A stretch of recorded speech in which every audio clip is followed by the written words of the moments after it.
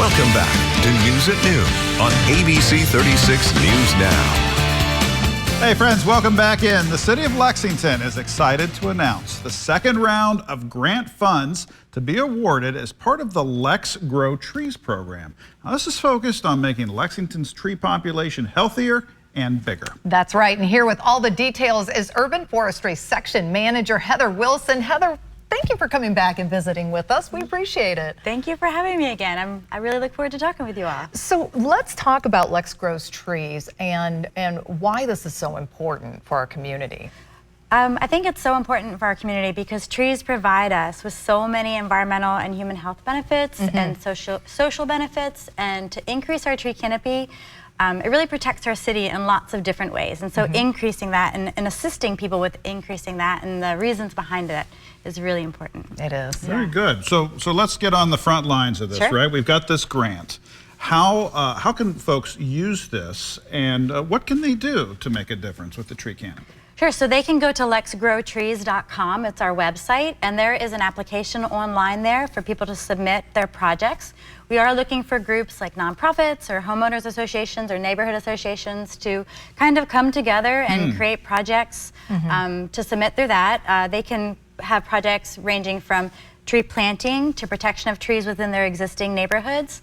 They can also have some programs around education and talking to their neighbors and helping each other really learn and really kind of steward the trees that we have in Lexington. Right. And what is the deadline for folks out there, and who are you, can you be a little specific on who you're kind of looking for these projects? Sure. So the deadline for the applications is November 27th, and then we'll have an answer for those applicant recipients or those grantee recipients by the end of December. Okay. And we're looking for neighborhood groups, entities that have a way, I'm sorry, I don't really know the terminology, but for tax benefits for that, and relief for them in that regard. Is that what you're well, referring kind of, to? they have to be associated with or have a number with the state, a registration with the state. Gotcha. But homeowners associations, neighborhood associations, yes. Nonprofits, for-profits.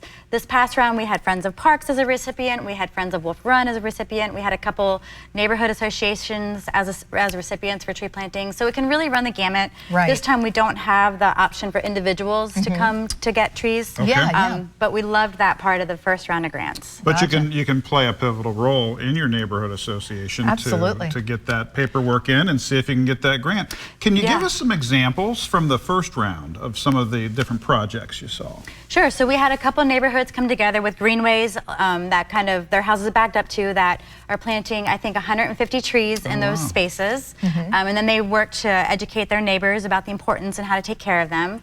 We had the Wolf Run neighborhood or the Wolf Run watershed organization group do tree plantings in people's backyards all along the Wolf Run watershed. We've had a neighborhood come together to help their neighbors get street trees. And so even though we can't fund this time individuals, if they come together as a group and and want trees in their front yards or backyards and put that out as an organization, they can apply. Awesome. We have an oral history of the East End that we awarded a grant to last round. So it really runs the gamut. I'm hoping that we get a really great round of applicants again this time. Absolutely, and I love it too because it covers the entire city. It covers the entire area here, rather than just one specific area being targeted or whatever the case might be. It really is spread out around the community, which is so important for us. It really is so important, and that is my other favorite part, is that it is all around Lexington, and really that's because trees, no matter where they're planted, they actually benefit us all. They are a community just like we are, and the more we have of them, the greater those impacts are. I was just going to say, I mean, the tree canopy is awesome, and proving that is always a good thing. But the sense of community that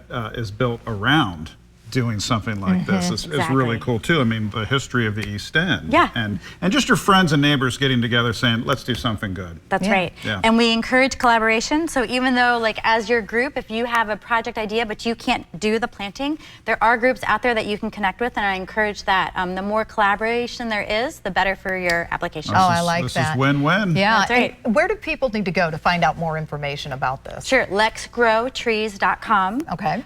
You can just type that in you don't even have to do the .com part, and that'll take you to our application page. I think on there's a apply for funds as one of the links. That's wonderful. Great. What an opportunity. Yes. Thanks for sharing this with us. Thank you for having me Thanks again. for coming Good in. to see you. You too. We're back with more. Stick around.